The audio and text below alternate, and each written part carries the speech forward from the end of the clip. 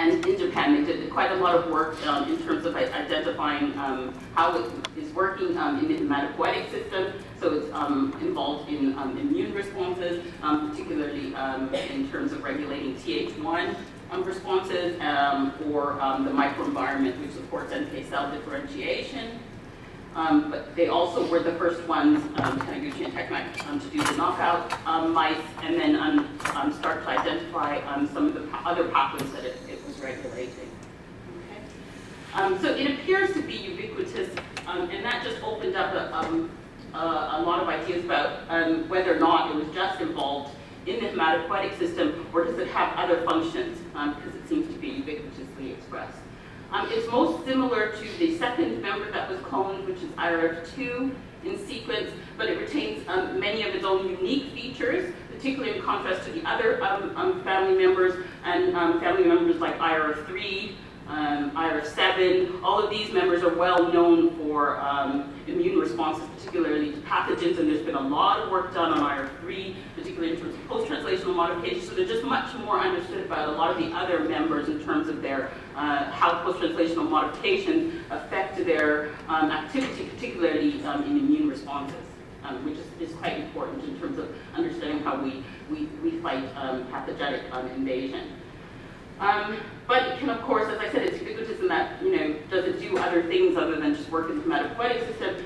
It can play roles in other processes, example, such as the cell cycle. So what processes does it affect that we know of? For sure, we know it's involved in immune responses, as I said, and cell cycle, and some early work which was done by groups in Japan showed that it was involved in DNA damage, and I'm quite interested in the lab to understand more about how IRF1 is regulating DNA damage, because there just hasn't been a lot done in about 20 years or so since they first started looking at how IRF1 could regulate DNA damage in the knockout mice. And of course, one of the biggest things I think IRF1 does is regulate apoptosis or programmed cell death or cell death.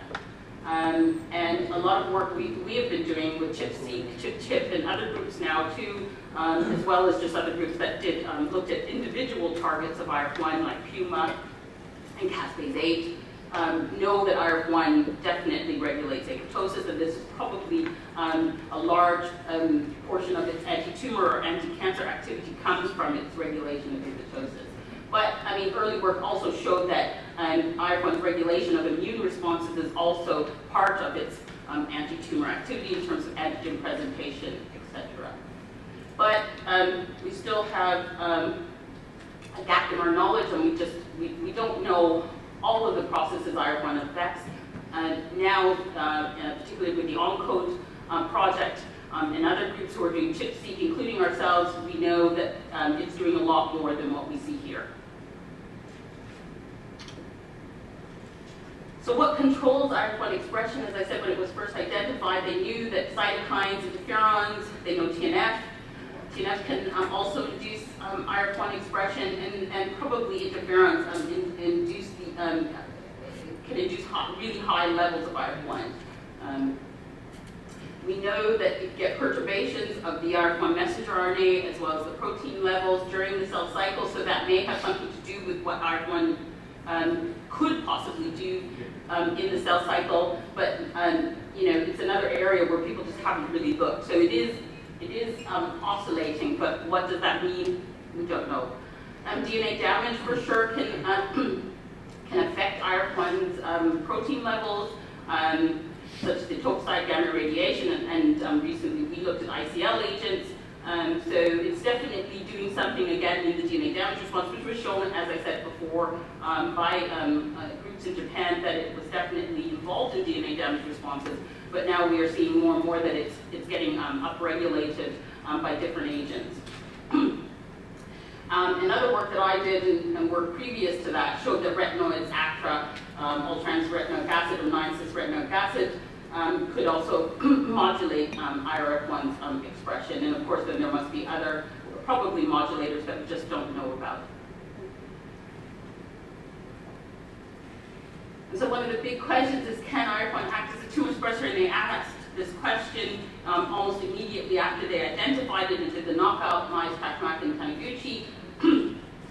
what they found was that they had no increase in spontaneous tumors in these mice when they compared it to p53 knockout mice, where p53 knockout mice had about 50% of the mice getting tumors at 180 days, and when they looked at the IRF1 knockout mice, there was just no real increase in spontaneous tumors. So they originally identified it as what they call a tumor susceptibility gene, because when they crossed it with these p53 null mice, all the mice now developed tumors compared to 50% in the p53 minus mice, and they also had an increased tumor spectrum, and that's why they called it a tumor susceptibility gene. So it was affecting the predisposition, affecting the amount of tumors you got, the amount of tumors you had, and the tumor spectrum. So different types of tumors were arising when you crossed them with the p53 knockout mice. But in a later study, they did show that an ALCL type disease in these mice, in the IRF1 knockout mice, indicating that IRF1 alone may affect tumorigenesis. So it definitely does have tumor suppressor activities. So one of the big questions or areas that is where there just isn't a lot known is post-translational modifications and how they affect IRF1's activity in terms of regulating apoptosis, its anti-oncogenic activity, its activity in the immune system. So as I said, it's just lagging behind the other factors, such as like IRF3, where they know a lot about how those post-translational modifications are affecting the activity of that transcription factor. And of course, it's very important for how transcription factors are able to regulate gene expression. So it's an area that I think needs to be looked at in more detail. So it's known and it's been mapped that IRF1 is post-translationally regulated by phosphorylation, acetylation, sumolation, ubiquitination, and even maybe methylation, a recent paper showed. But a lot of times they say, okay, well, they showed that this is happening to IRF1. A lot of times they don't know the actual protein that's modulating this or adding this modification, and then they don't know what this modification is doing in terms of the output. So how is it affecting IRF1? So early on, they looked at phosphorylation, and they were able to show that casein kinase 2 could phosphorylate IRF1 on 4 residues, but they had to actually mutate all 4 residues to get an effect on IRF1's transcriptional activity, and they didn't do pretty much anything else on that. PKC alpha has also been shown to phosphorylate in vitro, and they don't know what that does or whether it does endogenously. It's acetylated, but they don't know. It interacts with PCAP and CPP, particularly like on the interferon beta enhanceosome, where it was originally identified to bind and have an effect after interferon in the interferon response. And those may affect the acetylation, but that's not known. It's also sumolated, and I will talk about that later because that has that's links to the work that we did by PS3 and by this PSD3 UBC9 system, and it's ubiquitinated. And they knew this very early on too. I mean, they knew very early on that IRF1 has a very short half-life, 30 to 40 minutes, depending on the lab, I guess, that's doing it, or the cell that they're looking at. But it has a very short half-life. It's rapidly degraded. So it's ubiquitinated, and more recently, there have been groups like Catherine Ball in Scotland who have looked at some proteins that may regulate the ubiquitination, like CHOP, but again, it's just not well understood. First of all, what this ubiquitination was doing other than, okay, degradation, but how does it affect how IRF1 affects gene expression? Does it affect its tumor suppressor activity? Does it affect what it does in the immune system? So it's just not a lot known about what's going on here. So does it turn off the gene? Does it turn on the gene? So there's just a lot of, there's a big area here that needs to be looked at. And so what we were interested in doing was look at, for new phosphorylation sites by in silico bioinformatic analysis and see whether or not we could identify any new phosphorylation sites and then test and see if that's going to have an effect on IRF1's transcriptional activity, and then go from there, looking for the kinase, looking for effects on gene expression. So what we did find was that there was a very good glycogen synthase kinase 3 beta, or GSK3, consensus sequence within IRF1 that fit this consensus sequence, where you have a serine threonine followed by 3 amino acids and then another serine threonine. And usually with GSK3, there's a priming kinase, and that's just examples of different priming kinase for other GSK3 targets. where this upstream serine threonine gets phosphorylated, and then that tells GSK3 beta, primes it, and then GSK3 beta will now phosphorylate that upstream serine threonine. So it's ubiquitously expressed, it's highly evolutionarily conserved, and of course, a lot of people know that GSK3 it regulates a lot of different proteins. And a lot of this work has been done by Woodget in Toronto, and other targets by Clerman and other people that I'm not talking about now, but it's just a well-studied kinase. So a lot of its targets include transcription factors. It's active in resting cells. When you stimulate cells, that causes an inhibitory phosphorylation, and that dephosphorylation is needed for reactivation. It's implicated in many diseases, including cancer, diabetes, and Alzheimer's, and so it's very clinically druggable in a lot of, I think, pharmaceutical companies as well as in other companies are looking at GSK3 as a target. So we then decided, so we saw that it had this consensus sequence, could IRF1 act as a GSK3 beta substrate? So we tested this in vitro using GST tagged IRF1 and incubating that with the kinase. And in gamma 32 ATP, and what we could see is that yes, we do get, when we incubate them together, we do get phosphorylation of IRF1. And then we did what cold in vitro kinase assay to look and see whether or not we could get, again, a recognition of this consensus sequence for GSK3 on IRF1 if we incubated it with the kinase in vitro. And what we used was what we call PTS antibody. What it actually denotes is an anti-phospho-c-MYC antibody. And the reason we used this was because the consensus sequence for a lot of the GSK3 substrates that we were looking at anyways are very similar to this consensus sequence we had in IRF1, at least with c-MYC and c-Jun.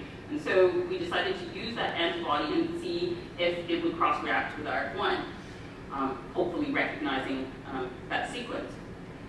So when we incubated it and we tried with this antiphospho-TS antibody, yes, we did recognize IRF1 after incubation with the GSK3 beta, and it didn't recognize IRF1 after we mutated the threonine within that sequence. That would be the phosphorylation site for GSK3 beta. So we said, okay, yes, it's probably then phosphorylating at this sequence. Okay? So that sequence is recognized by GSK3 beta and it's phosphorylating it. And that was because at the time we didn't have a phospho-specific antibody to IRF1. But this antibody worked, and so we did quite a lot of experiments with it before we actually then went ahead and made our own phospho-specific antibody. Okay, so and then we wanted to look within cells and see whether we could see that IRF1 was, if we overexpress IRF1 with GSK3 beta, do we get this phosphorylation? And yes, we do. So we put in black type, wild type IRF1, incubated that with GSK3 beta, and we did see a large increase in the phosphorylation that was recognized by this phospho-c-MYC antibody. And we also did see that we did get, after just overexpression, we got some endogenous phosphorylation at the site, so we think that it's being phosphorylated when it's expressed in the cells. And of course, that's because GSK3 beta is probably, it's there and it's expressed in the cells. We then wanted to look at endogenous human IRF1 and see if it was also phosphorylated at the site de novo. And what we did see was that using that, again, phospho-c-MYC antibody at basal levels, we did see IRF1 again. So it does seem to be always phosphorylated or continuously phosphorylated on this sequence. And that when we upregulate IRF1's expression, because as I said, interferon gamma is probably one of the highest inducers of protein levels of IRF1. We did again see a large amount of phosphorylated IRF1. So IRF1 is again phosphorylated at this sequence after interferon induces IRF1. And I'll come back to that later when I talk about the model that we have for what's happening here. So then what we wanted to see was whether or not this was due to, sorry, okay, whether this was due to, whether or not the consensus sequence that we picked, which would have a priming serine or threonine, in our case a serine, whether or not that would is involved in this phosphorylation event. And when we use this is this R96A GSK3 beta mutant, which tells you whether or not a substrate needs to be primed. And And when we used it, we saw that we didn't get phosphorylation, which indicates that yes, we probably do need a priming event for GSK3 beta to phosphorylate that upstream threonine. And when we use this catalytically inactive KD5A mutant, we didn't get any increase in this phosphorylation other than the basal level, which is probably due to endogenous GSK3 beta. And then, as I said, we did finally develop, after a couple of years, a phosphospecific antibody because we thought we probably need that to IRF1, and that showed the same results as this PTS antibody. It was recognizing that sequence. If you mutate, it doesn't recognize it, and it's really quite a nice rapid polyclonal antibody to that sequence. We're going to try and make some monoclonals soon to that. And then we just wanted to test if it physically interacts, if we could see an interaction with GSK3 beta, and yes, we can see it both in vitro, and then we can see it in vivo, and it actually does. We just wanted to make sure that it is interacting with this catalytically inactive one, so it does interact, it just doesn't get phosphorylated. So it's interacting with GSK3 beta. And then we just did the reverse IP, rather using IP with HA instead of IP with flag, and we still pull it down. So then, of course, we wanted to see, okay, it's interacting and it's phosphorylating, but is it having any effect on IRF1's activity? Because if it didn't, then it wouldn't be interesting to look at it anymore. And so what we did was use lithium chloride, which is a well-known GSK3 inhibitor. And when we did this, what we could see is that we did have inhibition when we used 20 millimolar. We were able to inhibit activity of IRF1 on a reporter gene, which is this trail, which is a known target gene of IRF1, and we could inhibit IRF1's transcriptional activity on this target gene when we use lithium chloride. So we thought, okay, yes, it is having some effect on IRF1's transcriptional activity. We then knocked down GSK3 beta with siRNA, and again, we saw a significant decrease in the ability of IRF1 to transactivate that reporter gene, the trail luciferase reporter gene. So it's definitely, we need GSK3 beta activity for it to transactivate at a target gene. And then we went on and did used chemical inhibitors also then to show this, so a different type of chemical inhibitor other than lithium. We used a more specific one, which is called inhibitor 10. We've got it from Merck, and then an inactive analog. Okay, and we used that to see whether or not we could inhibit the transactivation activity of IRF1, and again, yes, we did, whereas the inactive analog didn't do anything because that doesn't affect GSK3 beta's activity. And then we used this catalytically inactive one, and what we could see was that it was actually inhibiting the, because it probably inhibits the phosphorylation of IRF1, we were able again to see that it inhibits IRF1's transcriptional activity at the trail or at the target gene. So we then wanted to see whether or not if we mutate, because okay, now we were just using chemical inhibitors or inhibiting GSK3 expression, whether or not chemical whether or not mutating the site that we had identified as the consensus sequence for GSK3 beta on IRF1 would affect this transcriptional activity. And yes, it did. So when we used, again, this is just the different target genes that we use, either a trail reporter and ISRE. As I told you, that's its binding site, so a multimerized target reporter. And we expressed the mutants with either in the threonine or the serine or the double mutants, and we were able to see that again we get inhibition of IRF1's transactivation ability, both on the trail reporter and the ISRE reporter. And I've just put this little star there on this because we actually made a phosphomimetic mutant, which didn't give us the results that we thought we would get. Because we thought that if you now make a phosphomimetic mutant, which most people do, and you should actually get superactivated, we thought. But no, we didn't get that. It actually had a bit lower activity than the mutant, which has an alanine, and which of course cannot be phosphorylated by GSK3 beta.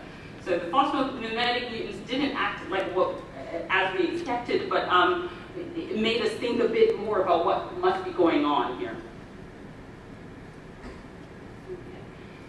So when you mutate the GSK3 beta phosphosite, we thought, well, you could just be inhibiting its DNA binding or it getting into the nucleus or something like that. I mean, there's all kinds of explanations you could have for why this is causing a decrease in the transcriptional activity of IRF1. So we did do some immunofluorescence studies, and we saw that we were still getting it in the nucleus. It was still getting transported into the nucleus, so it wasn't affecting that. And we wanted to make sure it was still getting DNA binding, even if it's getting into the nucleus, so we did chip assays on different target genes. I've just shown one here. And yes, if you mutate that site to an alanine, you still get recruitment of IRF1 to its target gene.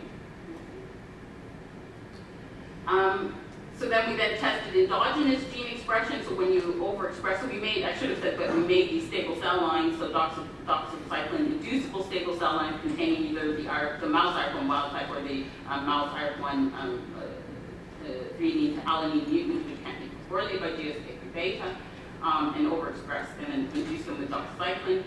And as I said, they do get recruited to the promoters after doxycycline induction. And again, we could mimic what we saw on the reporter assays, in that we got an inhibition of the transactivation at the target gene. So this is just looking at messenger RNA level of the trail gene, as I showed you with the reporter assays at the target gene. Usually when you overexpress IRF1, you get an induction of its gene expression, you get messenger RNA, but with the TTA mutant, we start to lose that. So when we were looking around at what GSK3 is doing, many of its targets undergo what they call phosphorylation-dependent degradation using via phosphodegron, and that's shown here. All of these molecules, particularly like C-Jun, beta-catenin, they get sort of phosphorylated by GSK3 beta, which signals for ubiquitination and then degradation. But there could be other possibilities when you get phosphorylated by GSK3 beta, so we wanted to just test whether or not we were getting this ubiquitination and degradation. So the phosphomutant should affect the half-life of IRF1, and as I said, it's a very short-lived protein, around 30 to 40 minutes, depending, I guess, on the lab or the cells that you're using. And so if we mutate the phosphorylation site or that consensus sequence, either the priming or the GSK3 site, you should see an effect on the half-life, and that's what we saw. So here's just showing wild type, and then when we made the alanine mutant, what we saw was that you get an increase in the half-life. So that would say that it's probably getting ubiquitinated and then degraded. And then when we, so then when we made these phosphomimetic mutants, what we saw was that we had a decrease in its half-life. And so that probably could help us explain what was happening on the reporter genes. And that we didn't see an increase in the activity, but we saw a small decrease compared to even the alanine mutants. And so it's probably just being very rapidly degraded. And when we used wild-type GSK3 or the catalytically inactive mutant, again, we got what we expected, which is that the catalytically inactive mutants, which we saw inhibited transcriptional activity of IRF1, increased its half-life, while the GSK3, if you overexpress it and get increased phosphorylation, we saw a decrease in its half-life. So we then, again, wanted to test whether if we knock down GSK3B using siRNA, do we affect the half-life of IRF1? And yes, we did both the murine and by overexpression of the murine form or the endogenous human form in cells.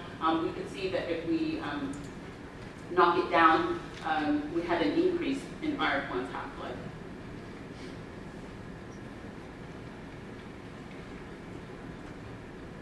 So if you're affecting its half-life, we thought, okay, you're probably affecting the ubiquitination, as it is for other GSK3 beta targets. So the GSK3 beta phosphocytide IRF1 affects its ubiquitination, and we knew already that IRF1 is ubiquitinated, and that's been shown before. So we just wanted to recapitulate that, and yes, we could see when we put IRF1 in. Add MG132 and take cell lysates, we could see yes, and then using HA ubiquitin and then IPing HA, we could see that we did see ubiquitination, IPing with the flag IRF1 and then blotting with HA, which is tagged to ubiquitin. We could see that IRF1 is ubiquitinated in cells, and we expected this when you add MG132, which inhibits proteasome. And so then we wanted to go ahead and then test these mutants and see whether or not we affect the ubiquitination, which we would expect because either one is affecting IRF1's half-life. And so when we did that, we did see that the threonine or the serine alanine mutants resulted in decreased ubiquitination and increased half-life. And then the phosphomimetic mutants had increased ubiquitination and decreased half-life, which is what you would expect. So that was using a mouse form, which is what we use a lot when we're doing these overexpression studies and the mutant. But again, they're almost 90% identical in sequence, so there's just no real difference between the mouse and the human. There's a few differences between them, but not much. So we use them interchangeably, and this consensus sequence is well evolutionarily conserved, not just in mouse and human, but in other organisms. So when we looked at the ubiquitination, we wanted to look at the ubiquitination in the endogenous form and make sure we're sort of getting the same phenomena. And when we used, so we're using an anti-ubiquitin antibody, and we looked in control cells. Of course, you see the ubiquitination of IRF1 occurring when you add MG132. When we use this inactive analog of the chemical GSK3 beta inhibitor, we saw, okay, we're still seeing that ubiquitination because it's inhibiting GSK3 activity. But once we inhibit GSK3 beta activity with this what's called inhibitor 10, we start to lose that endogenous ubiquitination. So GSK3 then is pretty much responsible or very important in the ubiquitination of IRF1. So it needs that phosphorylation. So this is starting to tell us that we need that phosphorylation in order to trigger some ubiquitination or polyubiquitination. So then when we looked at, again, now we wanted to knock it down, so we used just IRF1 siRNA as a control, and of course you don't then see, you just see some sort of background ubiquitination there, but when we use GSK3 beta siRNA, again, you start to lose that ubiquitination of the endogenous protein. So again, telling us now, so that GSK3 beta phosphorylation or phosphorylation of IRF1 is really important for IRF1's ubiquitination. So IRF1 contains more than one ubiquitin receptor lysine, and there's a lot of work been done, particularly by Catherine Ball's group and some other groups, on ubiquitination sites in IRF1, and then particularly in this C-terminal region. Am I running late? Oh, I'm done. Oh, I'm sorry. So I'm too fast. I'm too slow. Can I just go to the, so I'll just go quickly. We found that usually there's this FBOXW7 E3 ligase that interacts with GSK3 beta targets, and what we did find was that FBOXW7 is actually interacting with IRF1 after phosphorylation by GSK3 beta, and it also is similar to GSK3 beta. It affects the half-life of IRF1. And what we did show is that what we thought, if we added MG132 to cells, that we would be able to, if this ubiquitination is just degrading IRF1, and that's why we're losing our transcriptional activity, if we add MG132, we would increase the activity again because it's stabilizing IRF1, but no, it doesn't. It's very bad for IRF1. You try to stabilize it, it doesn't want to work. So stability is not good for IRF1. And there's another paper that showed that sumolation has an effect on IRF1 stability, and there's elevated sumolation in tumor cells. And this was quite interesting to us because a lot of people were finding that IRF1 is overexpressed in tumor cells, and we thought, well, how could that be if it's anti-oncogenic? So they looked and they saw this nice thing, is that it's sumolated, and the sumolation is known to inhibit its activity. So we looked, and what they showed was that ubiquitination and stimulation are mutually exclusive, and we thought we'll look at that. And what we did see is, yes, that's true. So if you inhibit GSK3 beta ubiquitination, you then get sumolation and inactivity of IRF1. So that's probably why you're getting this inhibition of this transcriptional activity when you inhibit IRF1. And what it's doing is that the fact is that you need IRF1 there to trigger the serine 2 phosphorylation of Pol2 and get transcription of your genes, but that doesn't happen when you inhibit GSK3 site. And what we saw was that it does affect IRF1's tumor suppressor activity, because we couldn't see an inhibition of growth like we do with the wild-type IRF1 when we overexpressed it, and also you get an increase in its proliferative activity when you have this. So IRF1, I'll just skip that and go right to our model, which is probably that you get IRF1 produced when interferon gamma phosphorylates that one, you get increased IRF1, it goes on to its target gene, and a lot of its target genes seem to have this initiating Pol2, but that means it's still off. IRF1 comes on, you get active engagement of IRF1, then GSK3, that tells GSK3 beta to phosphorylate IRF1 is what we think. So you get phosphorylation of GSK3 beta, you get the ubiquitination, and you get the degradation by the proteasome. Off it goes, and then you can recycle, and that's how it's getting the activation. So that's how this ubiquitination is activating IRF1, is that it's clearing it from promoters and allowing this the cell to tune into the signal from the extracellular. So to tune into extracellular signals, which is important for all cells, from bacteria onwards. In fact, we need to be able to tune into those extracellular signals and say when interferon's gone, we don't want any more activity on these promoters, we need to clear it off. And something bad can happen when you don't have that clearance sort of mechanism. Is we think maybe AKT or PI3 kinase, which inhibits GSK3, or other perturbations in this mechanism, and then you get this sort of off switch where you get this sumo-lated IRF1, which can't be cleared. You clog up the IRF1 target genes like apoptosis genes, and then you get a bad thing happening, is that you can actually you can start to initiate tumorigenesis. Okay, and that's it. And I just want to acknowledge the people who did the work at the University of Nottingham and Cambridge, and it was funded by VDSRC. I'm quite sorry. I didn't mean to go so long. I usually talk quickly.